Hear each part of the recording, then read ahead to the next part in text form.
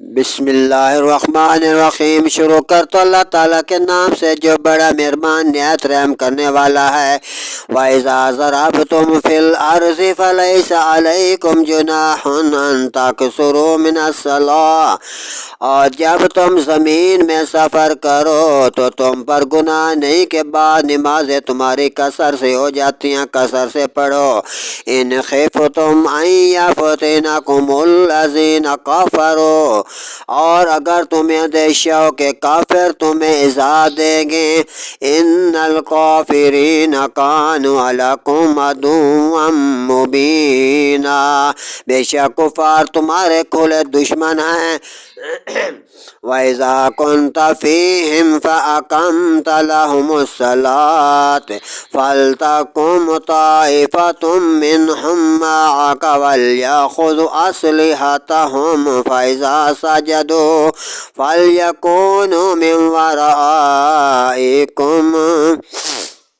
اور اے محبوب جب تم ان میں تشریف فرما ہو، جب تم پھر تو ان کی امامت کرایا کرو، تو چاہیے کہ ان میں ایک جماعت تمہارے ساتھ ہو اور وہ اپنے ہتھیار لیے رکھیں۔ جب وہ سجدہ میں جائیں سجدہ کر لیں، اس کے بعد ہٹ کر تم سے پیچھے ہو جائیں۔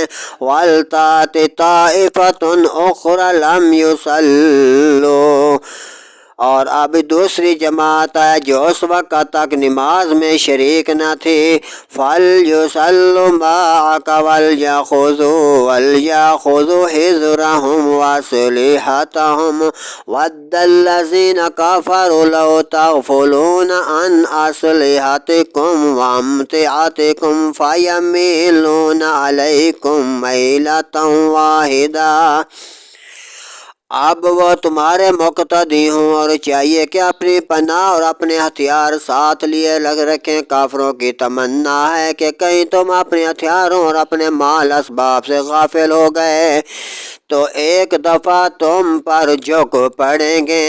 وَلَا جُنَاحَ عَلَيْكُمْ إِنْ كَانَ بِكُمْ أَذًى مِّن مَّطَرٍ أَوْ كُنْتُمْ مَرْضَىٰ أَن تَضَعُوا أَسْلِحَتَكُمْ، اور تم پر مذکر نہیں اگر تمہیں اسباب جکڑ کے سبب تکلیف ہو یا بیمار ہو کہ اپنے ہتھیار کھول رکھو۔